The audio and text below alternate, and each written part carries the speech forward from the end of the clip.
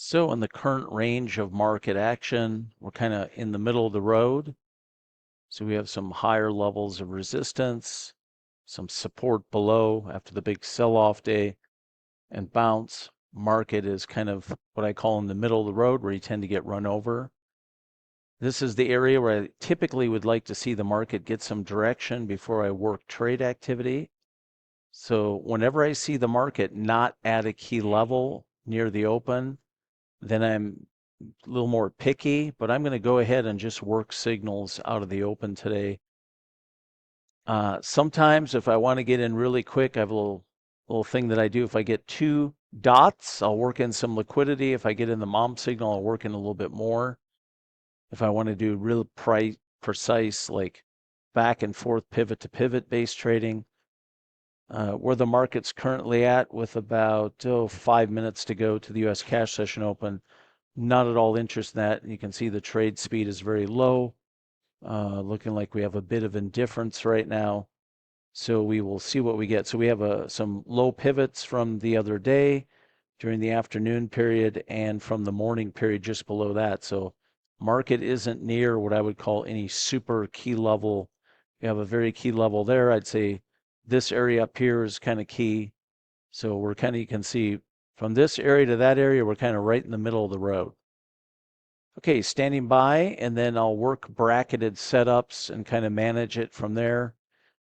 Once we get through the US cash session open, I'll let the first 2 minutes play out. I usually will never take any trade, even if it's definitely not automated, but manual discretionary, unless I just see something amazing, until about 8:32 US Central Time or later. So standing by, and we'll see what we get here. Okay, we know where our levels are. I'll expand the chart a bit just so we can see what's going on here. We're only about a minute away roughly from the US cash session open. Bit of a W pattern. But anyhow, we'll stand by and we'll watch this, see what we. Okay, it's 8:30 open, just opening just now. We're not even a minute into the US cash session open. So I'm waiting till 8:32. Like I said, I don't touch anything in that first 2 minutes, whether I trade automated or manual discretionary. So we got about a minute to go, so we'll stand by here. And from 8:32 on, any signal I get, I'll engage and start working it. Because in the beginning, we have various groups just throwing in orders. It's balancing type stuff, not necessarily directional trade, depending on where the market opened in relation to the prior day's close. And I don't need to trade signals in that initial burst of activity. That's usually played out after about 2 minutes.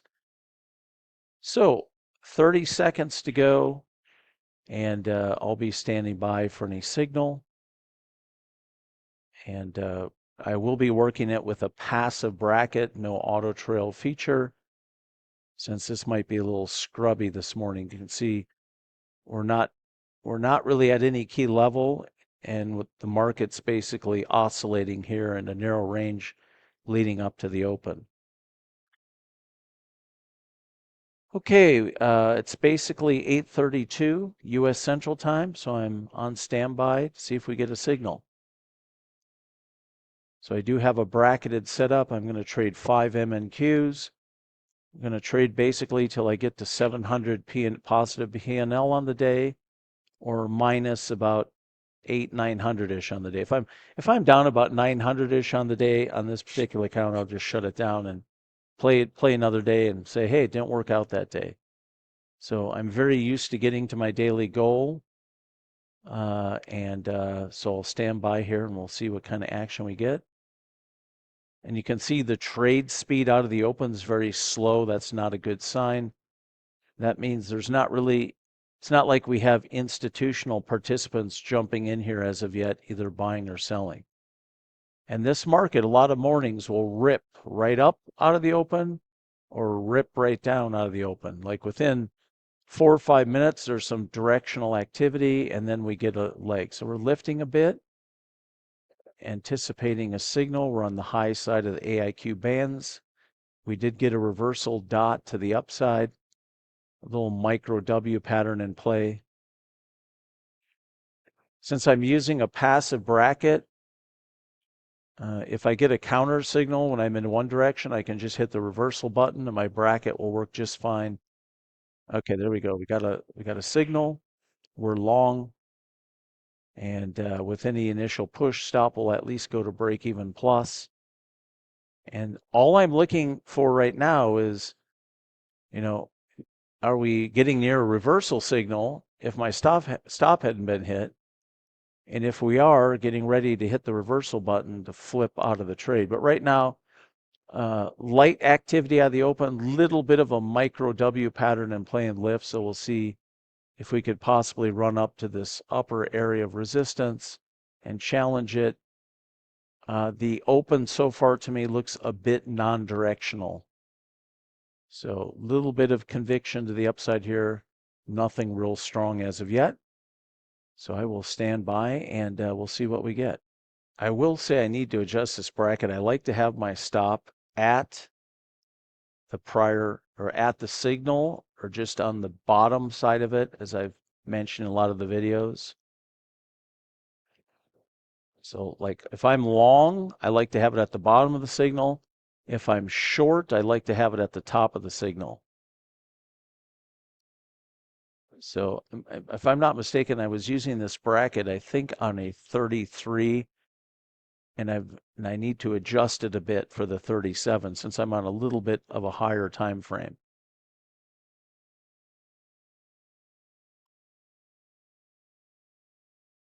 So that's really the minimum distance that you want to have on a trade is from your entry point to the base of where the mom signal was. And that's all relative to your instrument you're on and the time frame you're on. So the lower the time frame you're on, the tighter your stop can be in relation from your entry distance to your actual mom signal. So, that's instrument and time frame relative.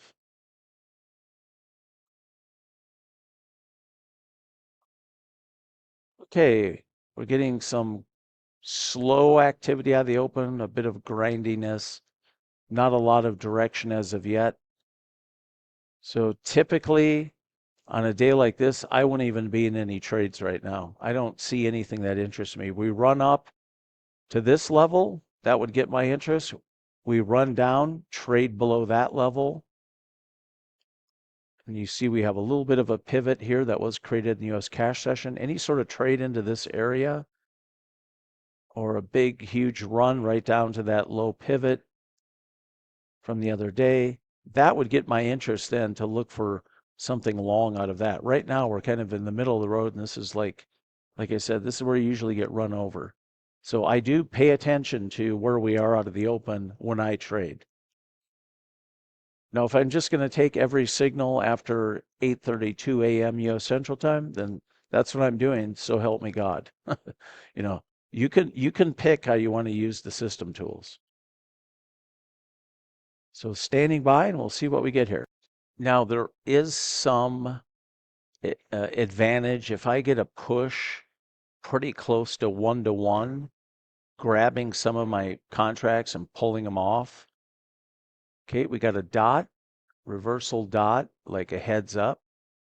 That would always precede a reversal signal and then potentially a mom signal. So basically, I'm sitting on the reversal button, ready to reverse if this starts picking up some momentum to the downside, pops a mom signal to the short side. I'm just going to be Johnny in the spot ready to go. I'm not going to think about which way the market's going. This is a junk open. I got to trade my signals. It's like flying an airplane. Just follow your instruments. For the most part, day after day, you follow your instruments. You're not going to die. You might get scared. Just like flying in weather, you might get scared following those instruments, but the instruments following your instruments. Okay. Okay, we got a reversal signal. We got a mom to the downside. I'm going to move my stop to the top side of that little signal. I got to go and adjust that bracket. It's way too tight for this particular time frame. If I was on a 35 or a 33 Renko, which I used to trade, that bracket would be set just right. I like a little bit higher time frame of a look to things, so this is good. So anyhow, you can always know if I'm in a long trade and I start getting reversal dots, hey, be ready. Grab some contracts off if you want. Be ready to flip in the opposite direction, especially if you come out of the open like this and it's a junker and there's no real direction. So that's why I always advocate in the Trade the Signals curriculum. I like to look for W pattern lift type signals, M pattern rollover type signals. My favorite trades are at key levels as the market reacts to those levels. I show trend continuation signals. Those are brilliant. Whether it's upside trend developing a running trend or downside developing a running trend. And that's all you do. Don't think, don't do a whole lot of thinking. Just trade the darn signals. And I don't really encounter days where I can't work myself. Either if I had a junk narrow range out of the open, I get beat up a little bit. Even if I have one good trade that's, let's say I have two or three signals in a row that just don't get anywhere, there's usually always one that runs a bit. And I use that then, hey, just get me to break even and I'll kind of reset, start all over. There's nothing wrong with that. Or any sort of little push you get, take some position size off, book some profits out, and then if it runs fine. If it doesn't, it doesn't. If you do that in a few trades, even if you're stuck in a little bit of chop out of the open, which is pretty rare on the NASDAQ, then you'll be just fine when you hit that one runner that runs.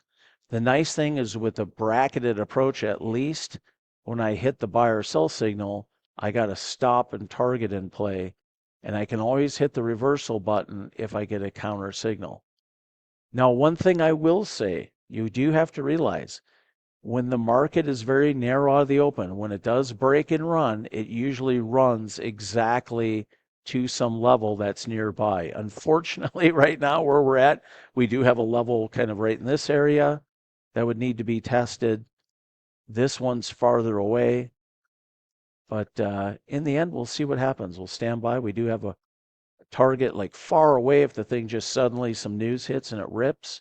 I think that one's about 7 to 1 out, roughly, something like that. So that's enough. That would put me over daily goal. So yeah, I'm just standing by. We do have that pivot right there. We had a pivot earlier from the prior day right down here. I'll just kind of index that so we see that. And then we have a big pivot much lower.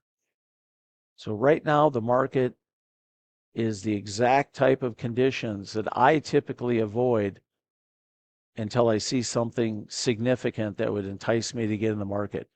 A really nice pattern, uh, leading up to the entry, or we come up or come down and interact with some key level.